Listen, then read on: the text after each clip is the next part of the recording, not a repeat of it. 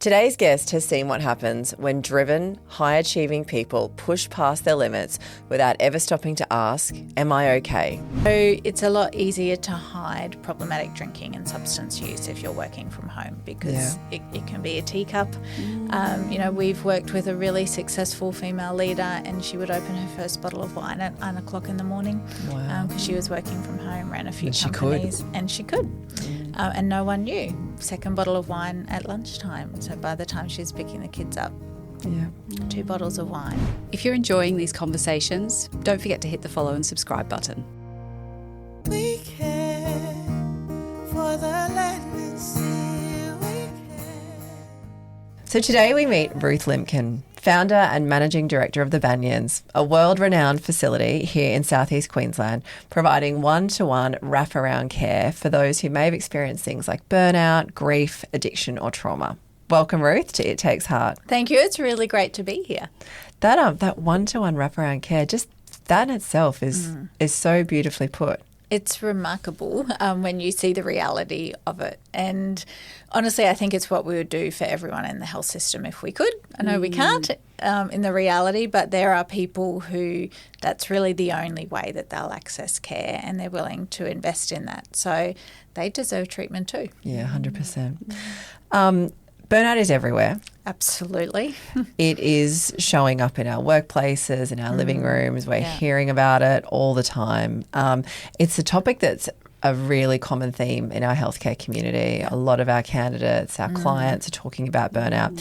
So we were really grateful to be able to have this conversation with you today. Now, I've got a quote that I believe you've said. It's going to be awkward if I read this and you go, that wasn't me. So we'll have to find the research. Let's see. You've said we have to make it easier to talk about what's hard. We have to remind people that strength doesn't mean silence, but that strength comes from struggle and the overcoming of it. That was you? That was me. Explain that. What does that mean? So I think we've had historically, and maybe particularly in healthcare, because we put a focus on our patients and the people that we're looking after, and we're meant to be the people with all the answers, and we're providing a place of often strength for people to come to when they're vulnerable. But the idea that we just have to suck it up, press on, I think is a bit of a narrative that's been around historically that's actually really unhelpful and actually weakens us as individuals but also weakens the healthcare system because if we have this endemic sort of deterioration of wellbeing happening under the surface and we don't actually shine the light on it and give people the opportunity to get help early and to continue to work in a way that they can while they're getting help, then we're actually making the whole system weaker. And so it's very much an individual issue, but it's not just an individual issue. It's a system issue. It's also a cultural issue. It's a community issue. Our society works best when human flourishing takes place. And we try and provide that as a healthcare system, but we need to be enabling it for healthcare practitioners. And you mentioned there sort of a shift, like it's something we weren't talking about many years ago. And certainly when we were growing up, and it's like it's great to see a focus on it. But I guess can you talk to us about what is burnout and maybe what it isn't? Because I think in the same token, like literally we probably speak about it every single day with someone that we are having a conversation with. Yes. So it was really interesting because the World Health Organization actually classed burnout as a condition about 5 years ago. Right. Was that pre-COVID? It was actually pre-COVID, which means it was longer than 5 years ago because it's now been 5 years since COVID. And I was looking at it and they specifically link it to workload and workplaces. However, as I was looking at that, I was like, I actually think that's a false not diagnosis, but a false definition because, yes, it shows up and there are contributors in the workforce and the workplace and workloads, but I actually think all of life at the moment, cost of living is a pressure that adds. And then the always on connection and the, people expecting very quick turnarounds of information is another. The Banyans has seen a 684% increase in inquiries for stress and burnout in the last couple of years, which is phenomenal. Yeah. So one, that concerns me, but two, that comforts me that people are actually reaching out and acknowledging it. And I think COVID was a contributor to what's going on in leadership wellbeing and healthcare wellbeing, but it's actually also started to provoke a conversation about it. So it's been both part of the problem, but I think it creates an environment where we can talk about it a little bit more. So what does burnout look like? You know, because I feel like too at times it's a term when we go, I'll say I'm just burnt out. Yes, yeah. But is there a spectrum of burnout? So I think there's a difference between being worn out and burnt out. So, you know, sometimes worn out is just it's been a really big week or a really big month or a season of weeks where there's been a lot of travel or whatever has been going on. You've got deadlines. But you can recharge from that if you're just intentional about it. Burnout, there's often a sense of reduced efficacy, so you're not as effective in your job anymore. There's you can't recharge. You try and do the things that you know normally to do, hopefully that you know normally to do, and you just can't work out. And it's just this unable to bounce back. So, you know, sometimes people flame out, but burnout is this steady accumulation of everything that's going on and the inability to get up from over that. So I guess what are the early warning signs perhaps, and then leading into, you know, when are people really catching themselves? Yeah. What are the phases? So one of the things I'm really passionate about at the Banyans is I often say I would love to put myself out of business, because I really like talking about the fact that if we, particularly as leaders and as healthcare professionals, can be taking proactive preventative steps so no one gets to that kind of crisis point. So we have a range of more proactive, we call it a high performance reset. It's a one day where someone can come in and have a mindset recharge, you know, talk to an exercise physiologist, talk to the clinical nutritionist, do some mindfulness in the same way that we get our car serviced. It's kind of like going in for a bit of a checkup, but for our whole well-being. And so I think, you know, if someone's listening to this and they're thinking, am I just worn out or am I getting burnt out? So some of the things, sleep is actually a really good indicator.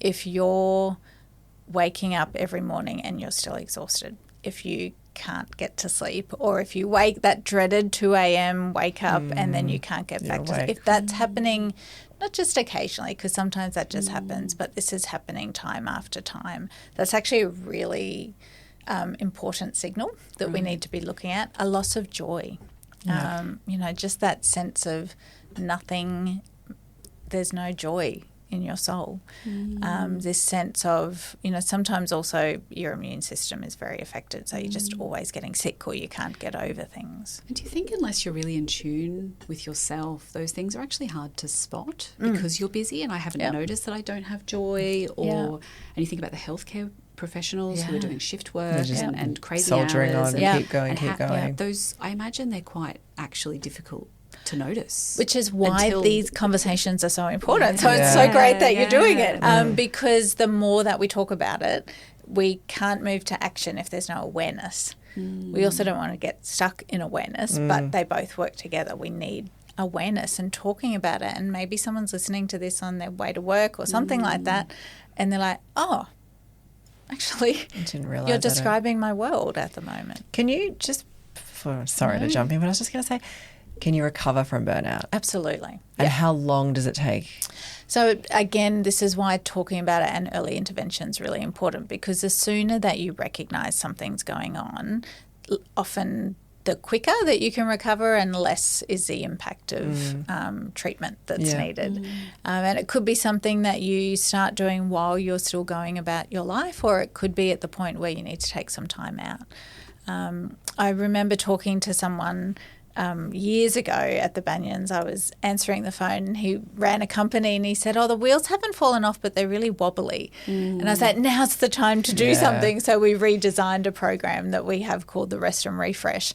And, you know, if we can start to recognise when the wheels are a bit wobbly before they fall off, then actually it's a really smart investment in our health. You know, with blood tests show like your cortisol levels are high and you might, or adrenal fatigue, are they also early signs, or is that, or if you're in adrenal overload, is it too late? Well, it's never too late. Yeah, and then, sorry, no, that's wrong. Like, are you already there? You know, sometimes. If you're getting that adrenal fatigue, I think you are at the point where you absolutely need to do something. Yeah. But again, there's. I don't ever want people to feel hopeless or helpless, and so there are we do have a great healthcare system in Australia, even though people who are working in it are finding it difficult, there are always options and at different levels. Let's talk about those options then, because you said that if someone's listening and they're thinking, yes, and like you said, it's never too late and early intervention. And people often have tried and they're actually struggling to get into resources or they can't afford resources or, you've got some psychiatrists, walking off because they're not comfortable, they can provide safe care. Where do people go? So I think the first thing is go to someone you know and trust. Interestingly, one of the best predictors for well-being, according to the world's longest well-being study, the Harvard Adult Development Study, is supportive social relationships. So at a very minimum, moving out of a sense of isolation into a sense of connection is the most important first step. And even just not feeling like you've got to solve this yourself is really important. So, going to someone either that you work with or in your family or a friend or something like that and saying, hey, look, I'm actually not doing great and I just need to find a way forward for that, and can you help me? And if you're the person who gets that question, you say, I don't know what yet, but let's do it together. So it's okay. You don't have to be the fount of all wisdom. I think going in, if you've got a good trusted GP, going and talking to your GP is a first step. Obviously, we all know there's referrals for mental health care plans and those kinds of things. And yes, there can be a bit of a waiting list for psychology, but there's also amazing telehealth psychology services around. So I met an incredible leader. She came to one of our leadership wellbeing dinners in Sydney, Philippa Brown, who runs Me Help. It's Medicare funded telehealth psychology. So, people can jump on that website and book something in. And sometimes all you have to do is have 1, 2, 3 sessions and just start, that in and of itself is giving you agency. You're starting to do something. You're getting some great tools. I was talking to someone the other day, and for the first time they went and saw a psychologist about something that had been bugging them for years.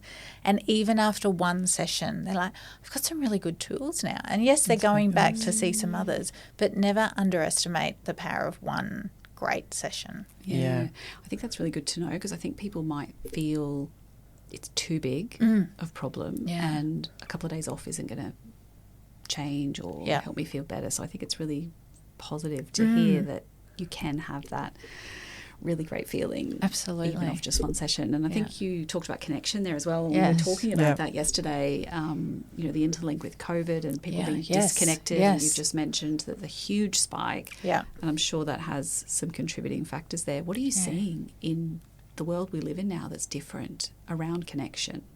So we are more fragmented, and it's really interesting. Work from home. I was thinking that. I was like, do I ask you about work from home? Let's go there. Yeah, let's go there. Let's be brave. Yeah. So we know that social connection is really important for mental health and wellbeing.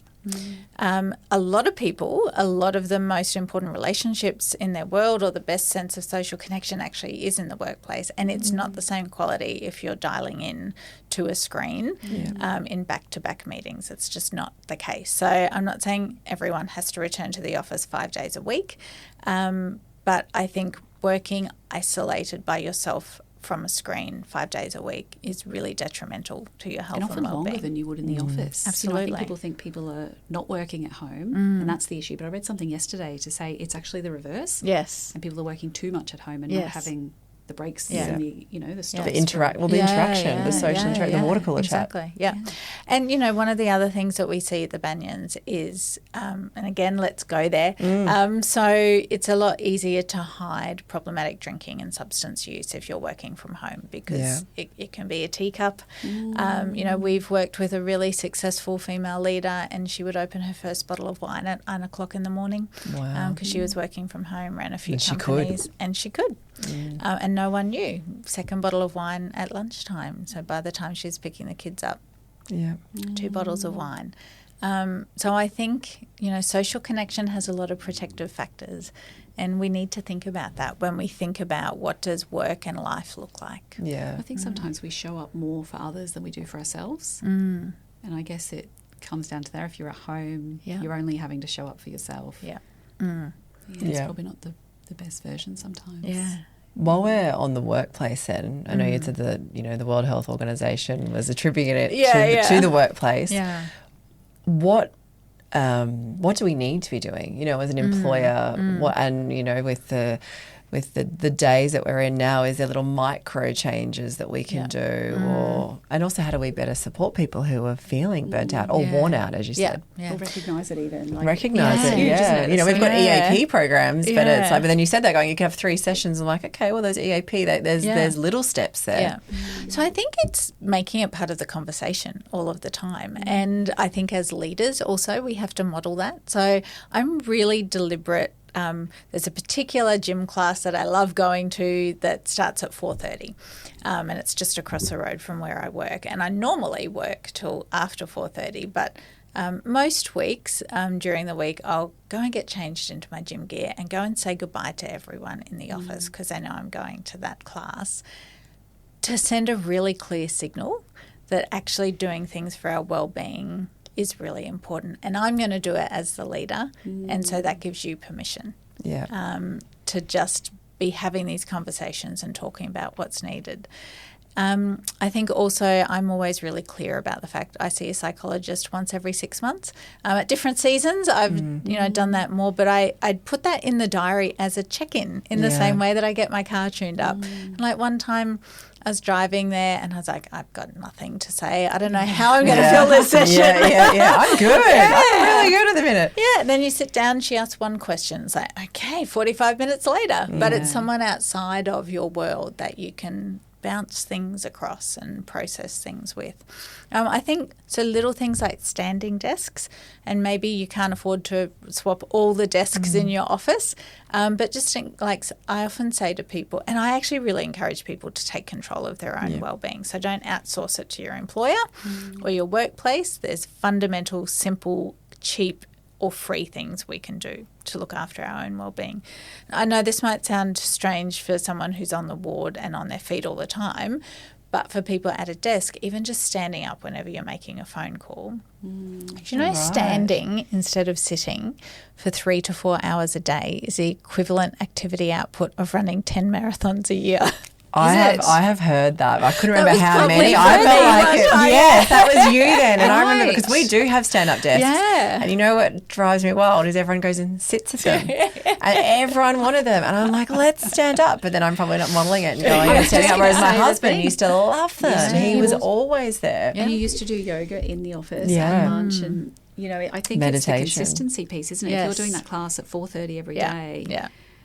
It sometimes is easy to deviate. We definitely get distracted here, don't we? So it's keeping those consistent positive actions. Do you know if if someone's at work and if they're looking like they're recognizing the signs and they're not finding joy in their work? Yeah.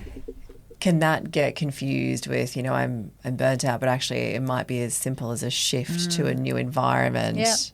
Or a new role, or maybe the job that they're in they've outgrown. Which is okay. Absolutely. Occupational well-being is one of the 6 dimensions of well-being. And that doesn't mean you have to stay in the same job for the rest of your life. Yes, you talked then about the dimensions of well-being. What are they?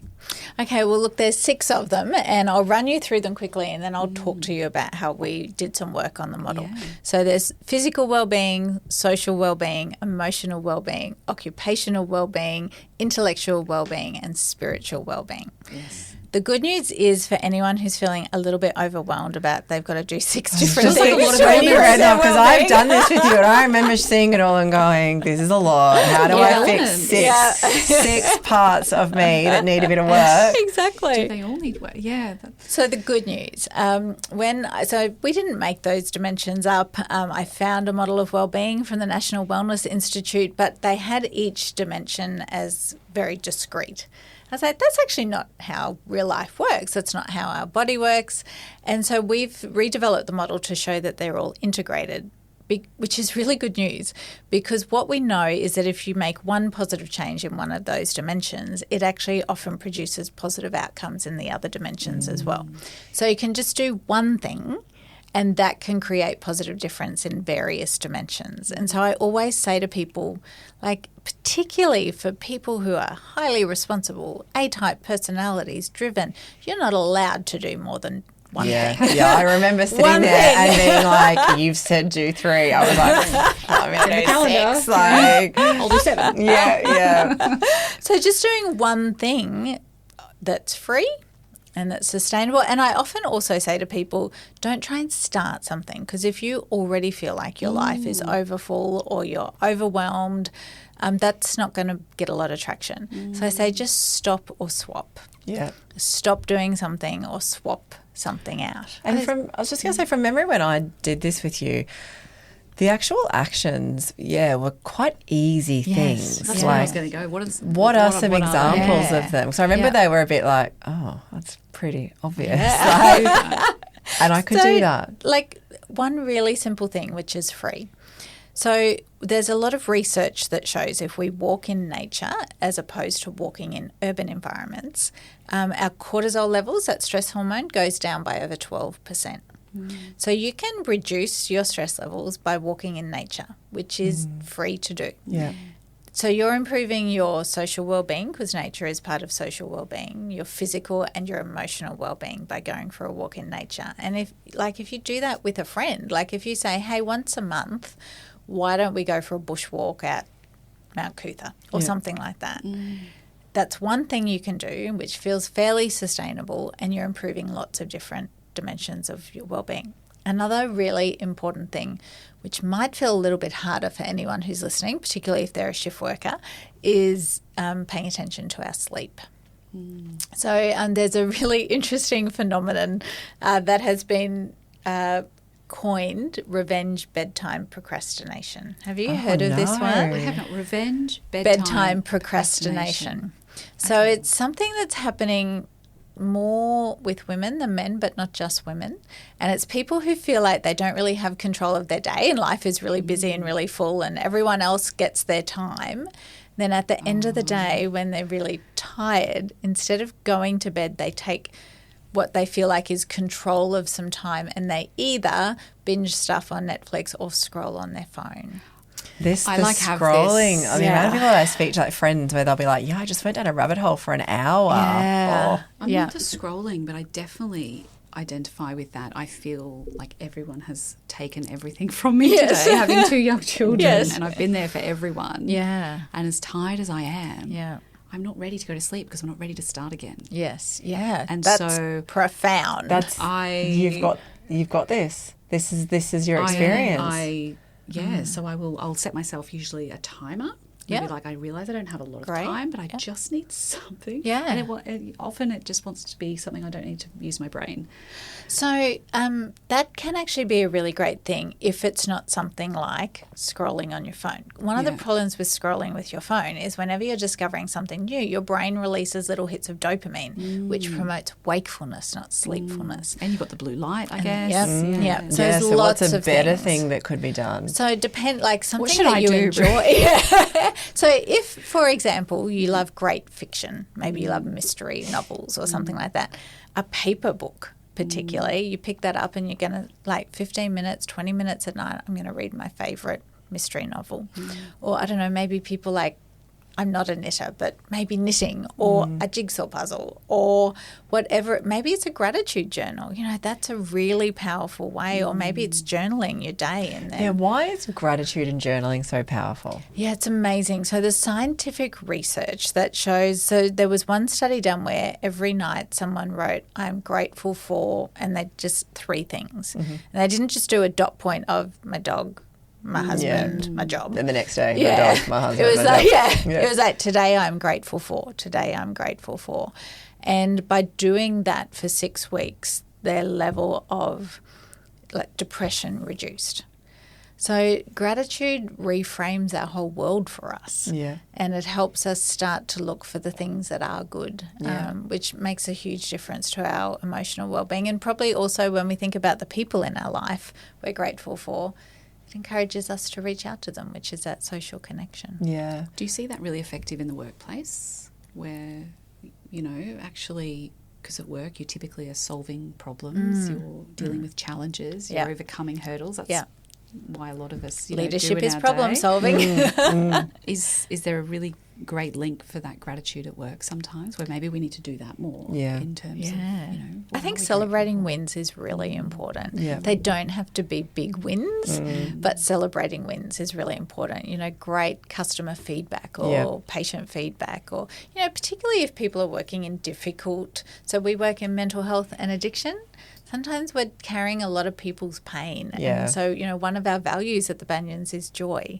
So we want people to rediscover their joy, but we also want an environment where we know how to steward and cultivate joy really well in our own life. So laughing together, eating together, it's actually really important, creating a life-giving environment. That's interesting, because I think that compassion fatigue is something that's come up with so many of these conversations within the healthcare industry, but also within our team here, supporting healthcare professionals, but obviously the healthcare professionals caring for others. Yes. That's a big challenge. It's huge. What about we talked about gratitude there. What about the role of like meditation or breath work? Like that seems to be an emerging trend too. Yeah, is mindfulness, breath work. Yeah, like absolutely. I did a course recently. I realised I couldn't breathe. My stomach was like, I was like, what's happening? Like, why is it not? You're calling me like I'm learning to breathe. Learning to breathe, and I'm like, this is the opposite. My tummy's going in the opposite direction, but it feels normal. Like, is there a place for that? And I think if you think about the healthcare workers, like it's a small little step. Yeah, absolutely. A 10-minute micro break, doing some really good mindfulness, really good breath work. Again, it's this free way to hack what's happening in your body or your mind. And there's so much research that shows, the benefit to our emotional and physical well-being. There's so many free things that we can do that don't have to take a lot of time, that don't cost anything, and we can often embed them into our life already, so we're not making it a burden on people. Yeah. Which is why I think I really encourage people to take control of their own well-being rather than outsource it. Because I think coming out of COVID too, like as an employer, there was so much, like employers need to do this, we need to offer all the things. So it kind of has felt a little bit outsourced. And I think all the programs and different things we put in over the years, we just do yoga in here and we do meditation. But if people aren't going to turn up. And also, like you can have yoga or meditation or something in the office, but if you're awake till 1 a.m. because you're scrolling on your phone for 2 hours, you're actually self-sabotaging. Yeah. So, I think it is a partnership. As employers, we have a duty not to create an environment that's going to cause damage, but we can't fix things that are happening outside of the workplace necessarily. Well, I think when you touched on earlier, when you were talking about how it's described, I think you said the definition is technically occupational work stress or what burnout is. Yeah, we were talking because for a lot of people, work is the part that actually brings them joy, and it's the noise around them, the juggling of the family, the extracurriculars that now happen with children, it seems to be through the roof. It's the pressures outside of work. Economic pressures. The cost of living and all of those other things actually, I feel.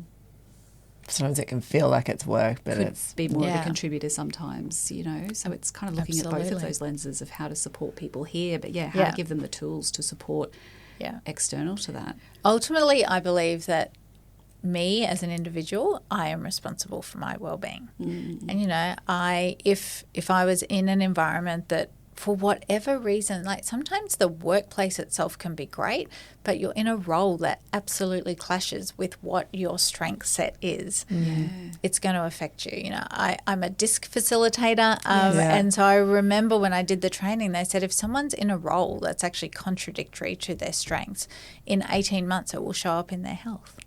Right. So that's not even anything about the workplace, but it's about a role fit issue. Yeah. And so we have to take responsibility for our own well-being and make decisions around that. Yeah, because it's strength versus capability, right? It's not to say they can't do that job, but it's actually draining their energy. Absolutely. Because that's not their strength. Exactly. Yeah.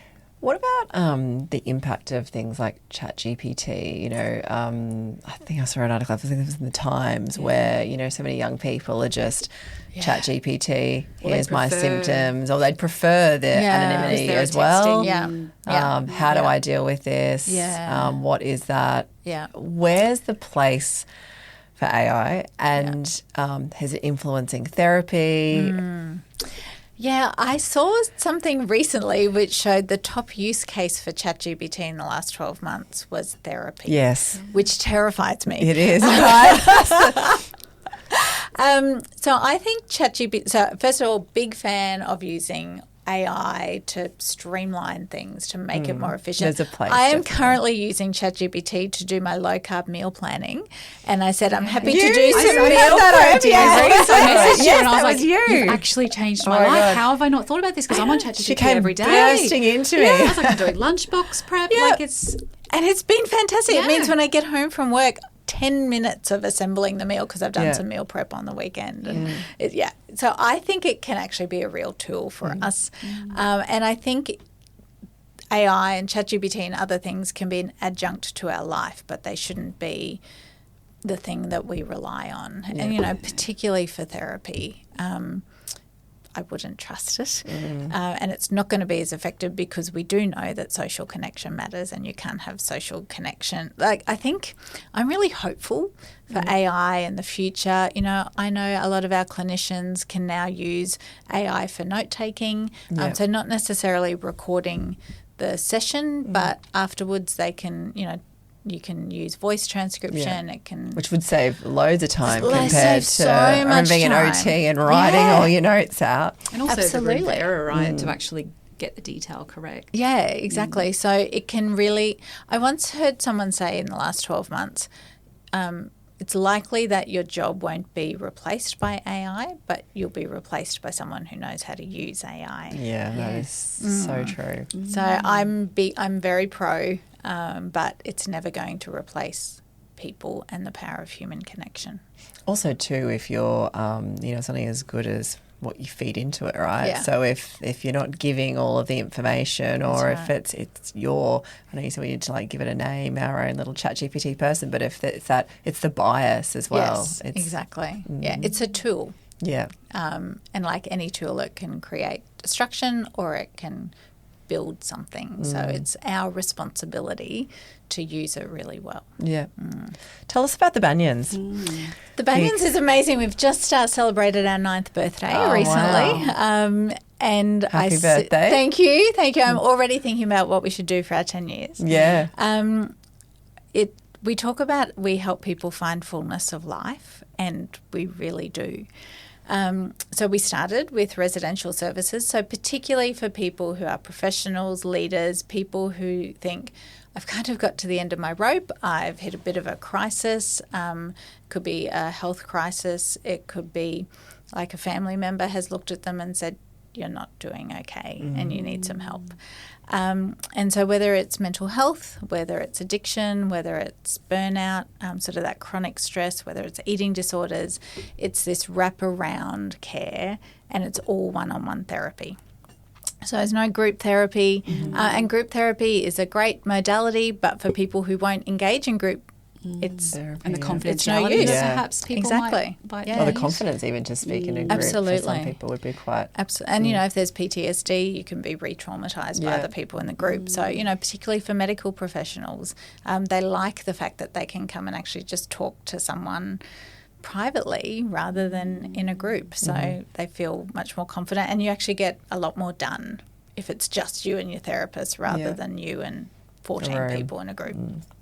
So people come sometimes for, as I think I mentioned earlier, that kind of proactive, like I'm going to do a 1 week rest and refresh, or it could be sort of 4 weeks or so for something that needs a bit more intensive support. We track our clinical outcomes because we are in a beautiful environment, so we want, you know, particularly referring healthcare practitioners to know that we're getting absolutely incredible clinical outcomes. So our clinical director sent me some information the other day, and he had to explain it in layperson terms for me. He's like, I don't know if you've seen this. It's extraordinary. And it's the effect size for the Banyans, which is far above what you would see the results for antidepressants or anything like that. We know that the DAS-21 scores, depression, anxiety and stress, 96.3% of our clients report an improve in their mental health. And it's generally around, for each of those measures on the DAS-21, over 60%, and for the Leeds Dependency Questionnaire, where there's addiction, over 70%. Yeah, wow. So I love what we do. I often say to our team, what we do is really hard. We're supporting people in pain, and they're, the most courageous thing sometimes that you can say is, I need some help and I can't do it myself. Absolutely. So it's really hard for people, and so we just provide this beautiful wraparound care. It's very clinically intense. People see about 14 clinicians every week in the comprehensive program. Talk us through that. So what types of clinicians are they seeing? Everything. 14. That's a lot. Yeah. I was going to say, what is wraparound care in this context? So in our comprehensive program, they'll see a psychiatrist, they'll see their psychologist 4 times a week, they'll see the clinical nutritionist, they'll see registered nurses, they will see exercise physiologists, registered art therapists, neurologic music therapists, there's yoga therapists. Some of my staff are going to be devastated because I haven't mentioned that. No. Well, shout out to them. That's right. It's incredible just seeing what people do and the way that. So one of the other things that I think is really magical, which I wish we could do in every healthcare system, is every morning the entire treating team get together for up to 45 minutes and they talk through our different guests, and this is what's happening for this person. So maybe, equine therapy, for instance. This was what was happening in this session yesterday for me. So when you're doing equine therapy today, it might be useful to look at this, this and this. So this very collaborative care model. Yeah, that would be very unique, I'm sure. Yeah. We have people come from all over the world as well as all around Australia, so there's not a lot of options like the Banyans. Yeah, I was just going to say that this is quite a unique facility. Yeah, it is. And I'll make sure in a moment we talk about our day program because that's more accessible for people. But, yeah, we have clients. So the second biggest place or guest cohort is actually the US. After Australia and then Singapore. But we've had people come from the UK and Middle East, and because it's quite a rare model. And so how many people can you see at one time? So we've got 10 in one residence and 5 in the other. And then we've got our day program. Let me talk about this, and particularly because the 3 of us are women, I just want to... Yeah. So I'm a big proponent of listening to your customers, your clients. What's the need that's not being met, where there's a gap that people aren't getting help. So I remember talking to someone, this was probably 5 or 6 years ago now, and she was in her early 40s. Her and her husband were both working professionals, 2 young children. And I was talking to her, she said, I'm drinking a couple of bottles of wine a night. She said, no one at work would know. I'm on top of this. They would have no idea. She said, I've tried to get some help. I've been to the public system. It's sort of this group. She said, I just can't resonate with what's happening there. I can't connect. And she said, so we were talking through, and I was talking about our residential option because that's all we had at the time. She's like, there is no way I can get away for 4 weeks. And she's like, where is there for someone like me? Because the residential, is it typically a 4-week commitment? So sort of 3 to 4 weeks if it's something that needs a bit more intensive. Yeah. And because you can't sort of fix a long-term problem in 1 week. Yes. And I had nowhere to refer her to. So we corresponded by email a little bit. I was like, you could try this, you could try this, you could like put together a bit of a treatment program for yourself. But I saved her email on my desktop, and I thought one day I'm going to have a program for people like her. And then a couple of years later, we opened our day program, which is 1 day a week for 8 weeks. It's still the one-on-one model of care. So you see a psychiatrist, you see a psychologist, clinical nutritionist, exercise physiologist. You do yoga as a group, mindfulness, wellbeing education. It's all coordinated, so you turn up in one beautiful place. It's in Bowen Hills, it's really easy to access, but it's just all coordinated for you. You're not running around Brisbane, you're not on a 6-month waiting list. Yeah, exactly. Yes. And again, those specialists are talking about you and how they can help you get better. And 1 day a week is often a lot more accessible for people. So we run that 4 days a week now at the moment, so people can choose which day of the week is going to be best for them. Even just being able to access a psychiatrist quickly is very rare. But I'm really passionate about reducing barriers to accessing care, because the quicker that people can engage with care, we often reduce the impact of treatment. Well, it's definitely having an impact on the healthcare system in general, isn't it? If we can be catching people and if we can be proactive in our health versus the reactive at the last minute when it's too late. And that's where we're overwhelmed. Yeah, which is why we do now the 1 day high performance reset. So like, just come in, get a checkup. You know, maybe once a year you want to do this. Once every 2 years. What does that look like, a high performance reset? Yeah, so it's it's a session with a psychologist that often is focused on what are the mental blocks that you need to remove, or, you know, how can you elevate your mindset about different things. Yeah. And then you'll see clinical nutritionists talking about how are you fueling your body, what's your body showing, you know, how could you rethink, what are some easy hacks so that you're improving, you know, your nutritional well-being. It's seeing an exercise physiologist doing some movement activation, working out, well, what's actually going to work that's sustainable. It's that mindfulness coaching, it's that well-being education. So it's sort of 3/4 of a day, and it's just to really help people optimise their well-being and hopefully never get to a point of crisis. You know, when you talk about hacks, like with all the things we've covered today, is there sort of 3 hacks where you're like, if everyone just did these 3 things, it would just have that 1%. Yep. I've never actually had that question put to me, but even as you're asking, I was like, I know the 3. Oh, that's so good. So 1, paying attention to our sleep, making sure we're getting good night's sleep. Absolutely the foundation of well-being. Social connection, so meaningful relationships and spending time in nature. Yeah. They're all free. Yeah. Yeah. I remember you saying when I did the day with you, and you were like, if you just walk out and put your feet in the grass. Yeah. And I think one of my things is put my feet in the grass and walk the dog around the block. It's just that simple that you kind of underestimate having to be out and do a big hike or be in nature. Exactly. And I think we know these things for our children too, and we do them for our children because we know, you know, my daughter, I picked her up from school yesterday and I had to wait for my sons. I was like, right, get out and do some cartwheels. Because I know she will be better when we have to do that drive home. But we don't do them for ourselves. As adults, we don't think about it. And, you know, sometimes I think too, women will often put themselves last. Yes. But helping people understand sometimes the most responsible thing you can do for all of the people who rely on you is learn how to rest well. Because when we rest well, we can then perform well. How many hours of sleep a night should we be getting? So all the research says between 7 and 9 hours. Yeah. So I use a sleep app. I set a target of 7.5 hours, and it's very encouraging when your phone gives you a little, well done, you've hit your sleep goal this many times in the last fortnight. And is it...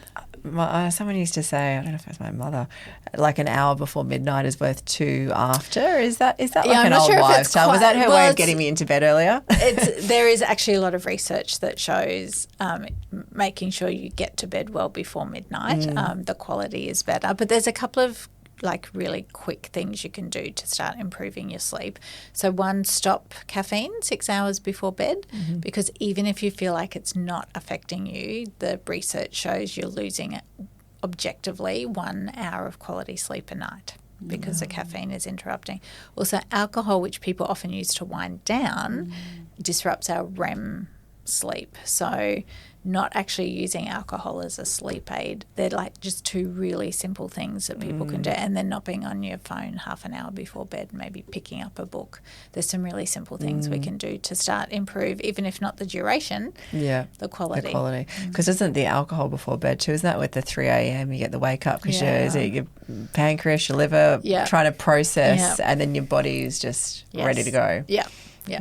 And is there science in waking up at a similar time every day on the same token? Like if sleep is so valuable, is it routine helps. Our bodies respond well to routine, both good routines and bad routines. Our bodies get used to. So I think it just makes it easier for us. You start sending signals to your body that this is the time we start winding down.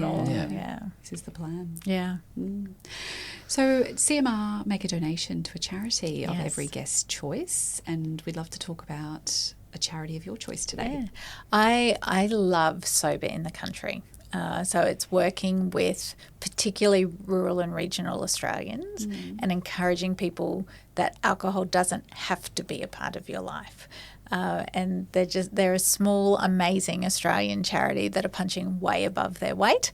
Female founder, just love them. So I'd love a donation to them. That's fantastic. I love hearing about charities like that. We've never heard about them, and just to shine a light on that charity is fantastic. So Sober in the Country. Yeah. I love that. Yeah. Thank you, Ruth. Oh, pleasure. There's so many things we could get to you and just more. I know we could talk for hours. I know we say that all the time, but I know with you we were so excited to talk to you, and I think there's some really good, just simple strategies that even for us to be able to give back to our healthcare community or just like raise awareness, even just thinking about those 6 dimensions in itself. Like, sometimes you think about 1 or 2, but not all 6. So hearing other people are having the same challenges, I think is useful. It's an incredible conversation. We're so grateful. Thank you. Oh, thanks for facilitating it. We care for the land and sea. We acknowledge the traditional custodians of the land of which we meet, who for centuries have shared ancient methods of healing and cared for their communities. We pay our respects to elders past and present.